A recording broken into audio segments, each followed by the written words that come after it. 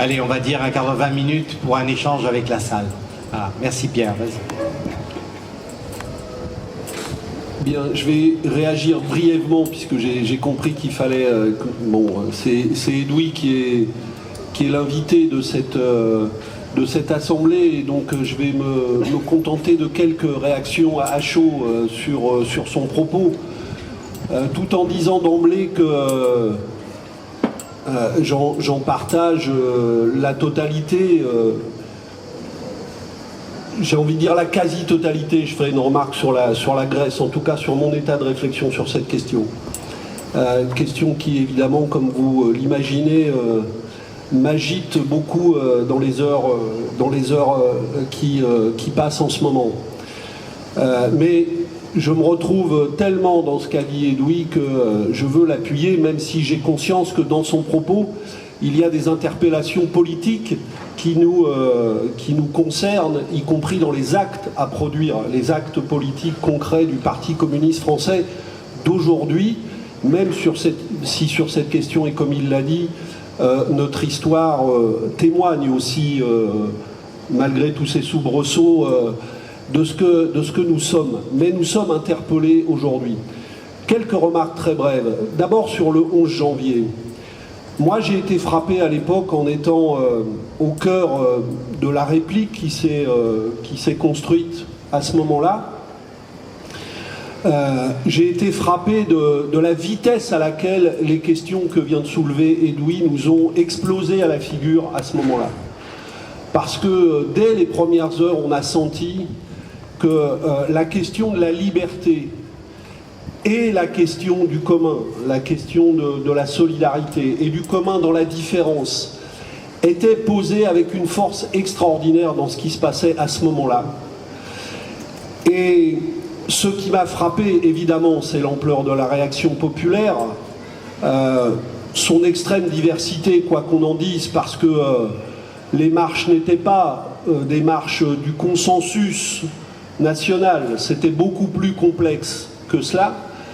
Mais ce qui m'a frappé dès ce moment-là, c'est l'incapacité profonde de la République à répondre à la question du commun, de la diversité à ce moment-là.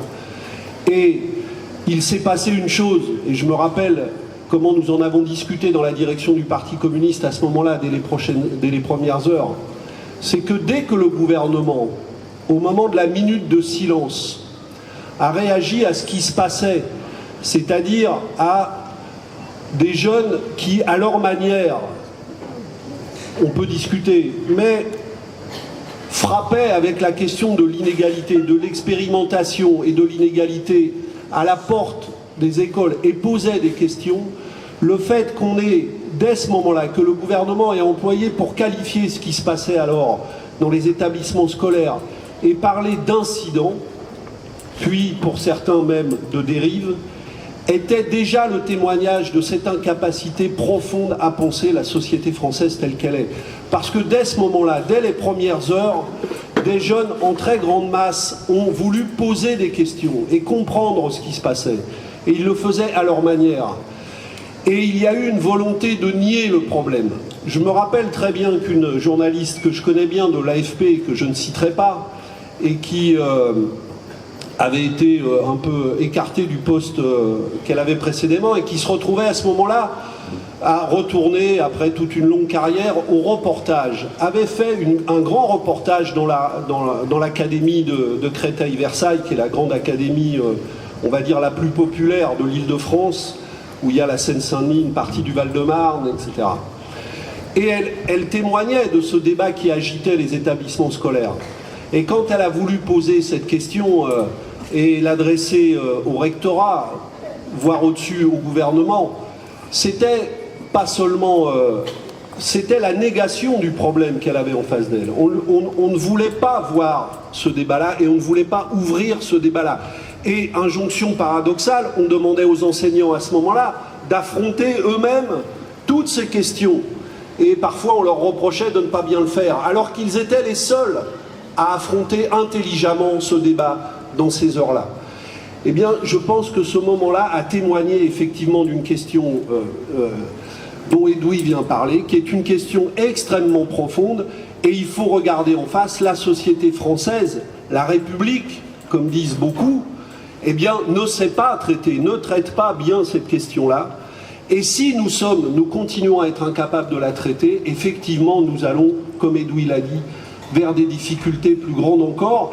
Et je considère effectivement, et je redirai un mot là-dessus très brièvement, que le Parti communiste, parmi d'autres forces démocratiques, a une responsabilité particulière en la matière. La deuxième remarque que je veux faire, c'est que je crois que nous devons avoir conscience, et Edoui a bien dit à quel point les questions sociales, du travail, les questions de la culture et de l'imaginaire et les questions de la démocratie avaient partie liée. Je pense que nous devons avoir conscience du fait que le pouvoir avec lequel nous vivons, le pouvoir de l'oligarchie, concentré au plan national comme au plan européen, on vient de le vivre avec la Grèce, comme au plan international, dans des mains de plus en plus étroites et de plus en plus puissantes, tout en étant d'ailleurs en partie incapables d'imposer leur ordre comme ils le voudraient. C'est-à-dire qu'à la fois ils sont de plus en plus puissants et en même temps leur toute-puissance est de plus en plus fragile. Mais j'ai pas le temps de développer ça. Mais ce pouvoir de l'oligarchie, il ne peut fonctionner justement parce qu'il est de plus en plus concentré et étroit que s'il est capable d'organiser en permanence la division, le choc des identités, le choc des nations, de jeter les uns contre les autres. Et il a besoin de la guerre des pauvres entre eux. Il en a besoin en permanence parce que sinon ce système ne peut pas tenir. Quand les indignés disent que nous sommes les 99%, ils ont raison. Le problème, c'est que ça ne suffit pas de le dire, parce que la question est de savoir si ces 99% sont une force, un mouvement uni, une force convergente et non pas uniforme, qui sache reconnaître sa diversité, mais qui converge. Or aujourd'hui, cette force, elle est profondément divisée. Regardons-le en face. Et elle est divisée dans notre pays, elle est divisée dans le monde du travail, elle est divisée au plan européen, elle est divisée au plan international, en tout cas trop divisée. Et dans le projet politique du pouvoir oligarchique, cette question-là est une question pour eux majeure, d'organiser en permanence cette division et d'empêcher que le commun émerge. Et voilà pourquoi ils détruisent tous les lieux du commun. Ça n'est pas seulement une question d'appétit financier. Bien sûr, cette dimension joue et on veut tout casser les services publics pour empêcher le commun d'apparaître. Mais il y a quelque chose de plus profond. On veut renvoyer les uns et les autres à leur solitude et à leur division pour les empêcher de construire du commun. Et c'est aussi pour ça que les services publics et plus globalement la culture sont en première ligne dans les attaques des marchés. Et je pense que cette question doit nous faire réfléchir à une autre question. C'est que la bataille du commun, et j'emploie volontairement la bataille, c'est une bataille. Il ne suffit pas que le pouvoir de l'oligarchie soit dans des mains de plus en plus étroites et les pauvres de plus en plus nombreux pour que ces forces-là fassent cause commune. Et il y a une énorme bataille politique pour créer ce commun, qui est une bataille de tous les jours, quotidienne, et évidemment qui passe par beaucoup de questions qu'a évoquées Edoui. Et de ce point de vue, je veux dire que je partage, mais à 1000%, et j'espère être capable, là où je suis, et avec d'autres, de prendre les initiatives politiques qui répondront à ce défi. La question qui nous est posée est effectivement, dans les mois et dans les années à venir, la question de construire ce commun et de construire le chemin du commun. Pas celui ou celle qui va nous conduire à la victoire. Pas la question, je ne cesse de dire depuis 18 mois, parfois en étant assez peu entendu, soit dit entre nous, des fois dans le front de gauche et même au sein de mon propre parti, que la question des alliances électorales est profondément seconde au moment où nous sommes par rapport à l'effort d'unification politique du peuple. Et malheureusement, ce n'est pas dans cet ordre-là. ce n'est pas dans cet ordre-là que nous prenons le problème très souvent.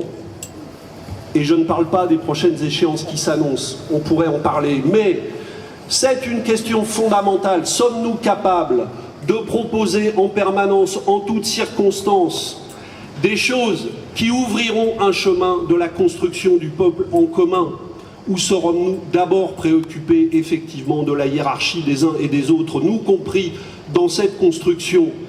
Nous devons prendre des initiatives pour permettre à ce chemin d'émerger. Et effectivement, ça passe par de l'audace politique, par de l'innovation politique, par des pratiques politiques nouvelles, par des projets nouveaux et par une hiérarchie des choses que nous mettons en avant dans la bataille politique qui soit nouvelle.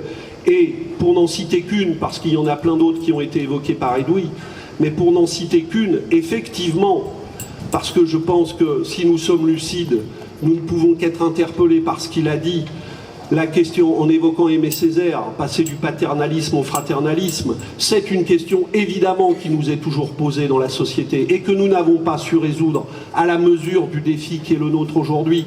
Et donc cette question-là, elle passe par des actes dans les pratiques politiques, elle passe par des actes dans les batailles politiques, dans les moments électoraux, elle passe par des visages, par des représentations politiques qui ne sont plus ce qu'elles étaient. Et nous sommes tous concernés, et je me mets dedans par cette question. Et si nous avons des efforts à produire, ils sont essentiels en la matière. Je veux ajouter parce que bon, j'aurais beaucoup d'autres choses à dire aussi, mais une autre remarque sur la question de la Grèce, qui a profondément à voir avec cela, de mon point de vue. Parce que nous sommes confrontés à la puissance de ce pouvoir oligarchique qui a été construit en Europe et à la capacité que nous aurons ou non de construire face à ce pouvoir du commun. Et pourquoi est-ce que... Alors là, je vais parler comme un responsable politique en pleine réflexion. Et je vous demande d'entendre ce que je vais dire, non pas comme mon point de vue définitif, mais comme quelqu'un qui réfléchit à haute voix devant vous. En vérité, je réfléchis depuis hier en lien avec nos camarades grecs, avec nos camarades européens, puisque comme vous le savez, je suis président du Parti de la gauche européenne, en lien avec les camarades du parti, les parlementaires, sur ce qu'il convient de faire dans cette situation. Et donc, je ne vous dis pas, parce que nous sommes tous en train de cheminer ce que nous ferons demain au Parlement, je veux vous dire où j'en suis sur un certain nombre de questions, en toute franchise. D'abord, je partage ce qu'a dit Edoui sur ce qui s'est passé, sur le profil de ce qui s'est passé depuis 6 mois. J'ajoute plusieurs remarques. Depuis le 25 janvier, la stratégie de ceux qui s'opposent à Tsipras n'a pas été de trouver un accord. Pas plus l'accord qui a eu lieu hier. Leur stratégie n'était pas l'accord. Leur stratégie était double. Leur stratégie était le Grexit, de fait, qui passait par l'asphyxie financière de la Grèce et la capitulation politique de Tsipras et son éjection politique. Et ils ont poursuivi ce projet, ces deux projets, avec obstination jusqu'à la nuit de dimanche à lundi. Et ils ont fait toutes les provocations nécessaires pour parvenir à cela. Et je sais bien, à propos du Grexit, que des camarades, des amis, des gens dont je respecte profondément l'opinion, on arrive à l'idée que parce que ce qui est sur la table aujourd'hui est terrible, peut-être qu'il vaut mieux sortir et partir de nous-mêmes. Je ne le pense pas. Je pense que nous sous-estimons profondément ce que produirait comme catastrophe humaine, je ne parle même pas politique, démocratique, humaine, pour la Grèce.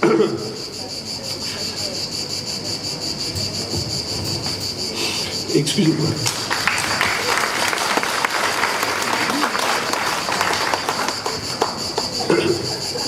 Comme catastrophe pour la Grèce, le Grexit. Parce que qui peut penser que la punition à laquelle ils essayent d'infliger à la Grèce serait moins forte parce qu'ils sortiraient? Elle serait bien pire encore. Et C'est une question, Edoui l'a évoqué, le seul mandat dont est détenteur Tsipras aujourd'hui, c'est un mandat qui consistait à ouvrir un autre chemin dans la zone euro, parce que les Grecs ont conscience de ce problème. Parce que quand on dit que les Grecs ne savent pas lire, qu'ils ne savent pas comment on nous a fait en 2005, ce qu'on leur proposait au référendum, c'est de la connerie en barre, excusez-moi l'expression. Ça fait 5 ans que ce peuple fait de la politique à haute dose, comme pas beaucoup de peuples européens l'ont fait. Donc ils savent très bien ce qui se passe et ils réfléchissent beaucoup à ça. Donc ils ont conscience du danger. Et soit dit entre nous, si le mandat de Tsipras n'avait pas été celui-là, ni la victoire du 25 janvier, ni celle du référendum n'aurait eu lieu. Il faut y penser à cela. Parce que s'il avait une autre voie à choisir, et il l'a d'ailleurs déjà dit Tsipras, il faut qu'il retourne devant son peuple. Parce que pour le moment, il n'a pas d'autre mandat. Et c'est sa méthode, pour le moment, de retourner devant le peuple, de retourner devant le Parlement. Je ne sais pas comment les choses vont évoluer. Et probablement, lui aussi ne le sait pas exactement. Mais ce que je sais, c'est que le chemin parcouru depuis 6 mois l'a été sur ce mandat-là. Et que nous n'avons pas le droit de répondre à cette question à la place des Grecs. Deuxièmement,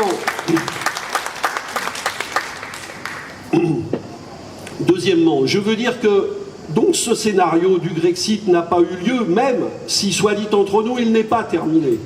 Parce que quand on lit l'accord, certains veulent continuer à avancer sur ce chemin-là en vérité, en multipliant les humiliations et la mise sous tutelle, la vente à la découpe du pays et tout le reste. Parce qu'évidemment, l'accord, s'il écarte le Grexit, est un accord extrêmement mauvais, nous sommes d'accord là-dessus. La question qui est posée maintenant, c'est comment, même si il ouvre hypothétiquement d'ailleurs la voie à des financements, des investissements, un rééchelonnement de la dette. Mais tout ça est hypothéqué dans l'accord quand on le lit précisément. Donc évidemment, cette bataille, elle va continuer. Et pour moi, c'est l'autre chose qui est importante. C'est qu'est-ce que nous considérons, nous? Est-ce que cette bataille, nous tournons la page, nous fermons la parenthèse? Oui, sur le Grexit, excusez-moi, je voulais dire une autre chose. Les forces d'extrême droite, derrière des hommes comme Schäuble, le ministre des Finances allemand, se frottent les mains en attendant cette hypothèse-là. Ils n'attendent que ça. Et d'ailleurs, on a mis par exemple beaucoup en avant des gouvernements comme la Slovaquie ou ceux de la Finlande. Mais en Finlande, l'extrême droite qui est membre du gouvernement a mis sa participation gouvernementale en balance en disant, alors qu'il n'y a pas de gouvernement sans l'extrême droite, de droite en Finlande, sans l'extrême droite. L'extrême droite a dit, si vous passez un accord avec les Grecs, eh bien nous quittons le gouvernement. Donc l'extrême droite a participé du chantage et se frotte les mains à cette perspective. Et ça aussi, il faut y penser, parce que nous sommes, je l'ai dit au Parlement en intervenant la semaine dernière, il n'y a pas, comme on nous le répète depuis 2005, deux voies, les pros et les anti-européens, ceux qui veulent sortir, ceux qui ne veulent pas sortir. Le débat aujourd'hui, il est entre les tenants de l'ordre libéral, les forces d'extrême droite qui veulent la fin de l'idée de la solidarité européenne et qui se préparent au choc des nations, et les forces qui, comme Tsipras, comme nous et comme beaucoup d'autres, tentent d'ouvrir dans la plus grande difficulté une nouvelle voie de solidarité européenne. Et je pense que nous ne pouvons pas considérer que cette bataille, même avec ce qui s'est passé cette nuit, soit terminée. Et moi, la question que je me pose, c'est qu'est-ce qu'on fait dans ces conditions 1, pour aider Tsipras et les siens, 2, pour créer les conditions d'un élargissement du front austérité dans chacun de nos pays.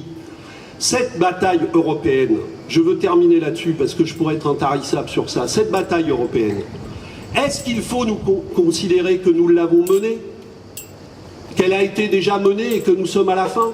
Est-ce que nous devons considérer que les Grecs l'ont menée et que maintenant nous sommes à la fin? Moi, je ne le crois pas. Je rappelle plusieurs choses. Nous avons créé beaucoup trop tard le parti de la gauche européenne en 2004, et j'en sais quelque chose pour y participer activement. 2004, il y a à peine 10 ans, il y a 10 ans, tout juste, 6 partis européens ont créé le parti de la gauche européenne. Jusque-là, les forces démocratiques n'avaient aucun lieu commun pour produire la contre-offensive face à ceux qui, depuis 30 ans, s'organisaient pour ça. Et en 10 ans, il y a eu 3 premières années de démarrage laborieux, puis le parti de la gauche européenne a commencé à progresser jusqu'à déboucher, évidemment il y a eu la bataille des Grecs, de la candidature de Tsipras pour laquelle j'ai travaillé à la présidence de la Commission européenne, non pas parce que nous croyons à cette procédure, mais pour favoriser l'émergence de ces forces politiques. Nous sommes au début de cette bataille. Je sais bien que c'est peut-être dur à entendre parce que nous la menons depuis 2005, mais il faut bien voir que la bataille, c'est-à-dire celle qui consiste à créer un réel front européen suffisamment large, nous sommes au début de cette bataille, nous ne sommes pas au terme de cette bataille. Et donc, même si le moment est difficile, après la leçon de politique qu'a faite Tsipras depuis 6 mois, moi je dis que ce n'est pas le moment de les lâcher.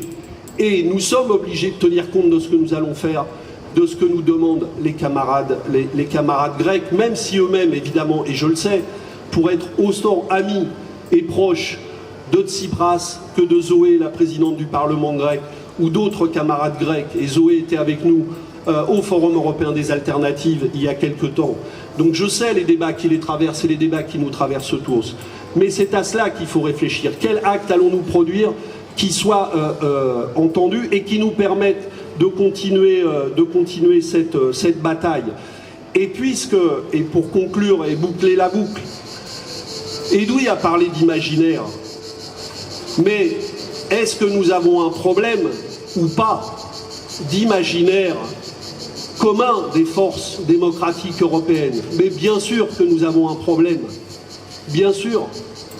Et que face au pouvoir oligarchique et face au discours de l'extrême droite, eh bien regardons en face que c'est pour ça que je dis nous sommes au début.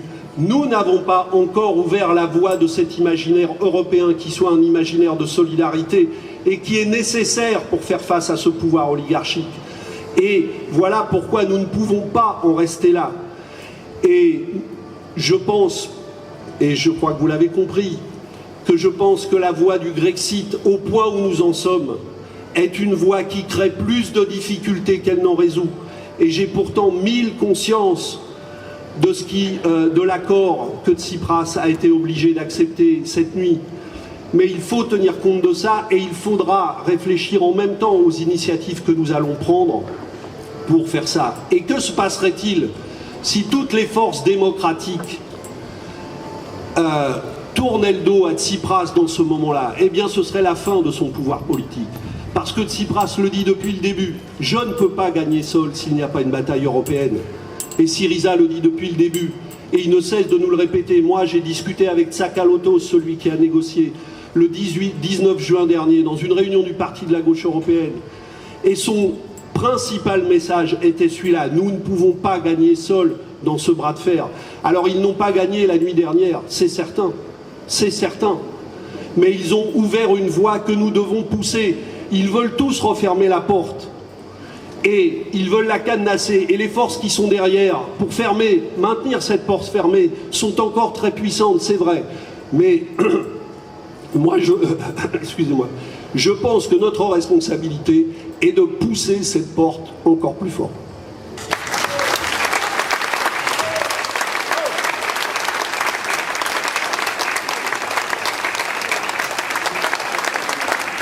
L'interpellation sur la culture faite par notre ami s'adresse aux artistes. Pour moi, je pense qu'elle s'adresse, j'ai envie de dire, au mouvement ouvrier dans son ensemble. Parce que nous ne pouvons pas gagner la bataille de l'émancipation sociale sans embrasser de manière nouvelle et renouvelée et avec une plus grande audace la bataille culturelle. Donc je pense que je partage l'interpellation qui a été faite. Elle est une question pour tous aujourd'hui. Deuxièmement, parti du commun, je ne vais pas ouvrir ici le débat sur le dos du Parti communiste, que je n'ai d'ailleurs pas le pouvoir de trancher tout seul, mais on voit bien que dans la discussion qu'on a, c'est cette question-là, c'est-à-dire le renouvellement du projet, de notre identité, de l'imaginaire, qui tourne profondément autour de cette question. Et je veux juste dire une chose là-dessus. Par contre, il y a une chose dont je suis persuadé, et je ne sais pas si c'est par le mot qu'on résoudra cette question, mais nous sommes très très loin d'être au bout de la transformation nécessaire du Parti communiste. Nous avons un congrès l'année prochaine, nous aurons beaucoup de questions politiques et stratégiques à traiter, mais moi, dès le mois de septembre, puisqu'on va commencer à en parler, je peux vous dire que je remettrai cette question sur la table. Parce que le Parti communiste ne peut pas répondre aux défis politiques qui sont les siens Et ce dont nous avons parlé aujourd'hui est une question, et il y en a d'autres comme celle-là et beaucoup d'autres, mais sans poursuivre très profondément et de manière plus audacieuse encore.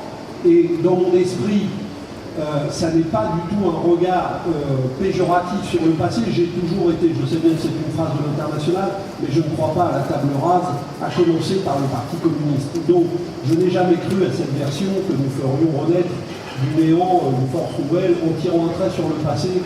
Ça n'a jamais été ma démarche. Je pense qu'au contraire, notre capital, au sens humain et politique, est profond, beaucoup plus que certains le disent, et nos racines sont réelles et profondes, mais il n'empêche que la question de l'audace est probablement pour nous encore aujourd'hui une question première.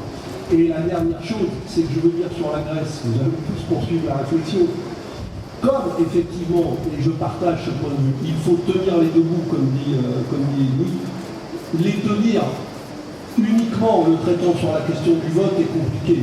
Je cite un autre exemple récent. Nous avons été confrontés à cette question quand il a fallu s'opposer au 49.3 et à la question de la censure que nous n'étions pas capables, etc. Et nous avons eu des débats infinis sur la manière dont il fallait se positionner dans le vote. Donc le vote comptera, mais j'attire votre attention que ce que nous dirons, et si nous pouvons le dire dans une déclaration commune, ça comptera aussi beaucoup.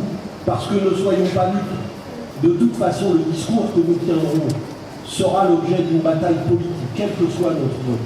Et donc la bataille politique qui accompagnera notre vote dans le discours, dans les mots, évidemment si on trouve la bonne solution dans les actes, eh bien de toute façon cet acte nécessitera une bataille politique et n'opposons pas, ne créons pas, alors par contre, parce que des débats il y en a entre nous sur comment faire, mais il n'y en a pas sur ce qu'on pense de l'accord.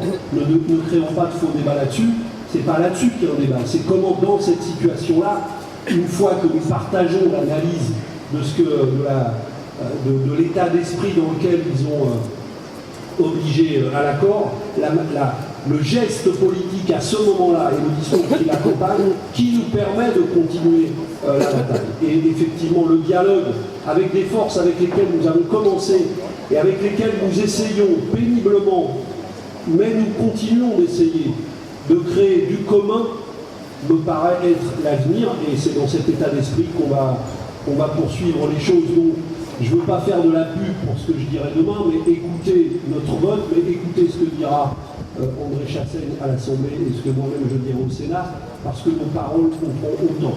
Merci. Merci.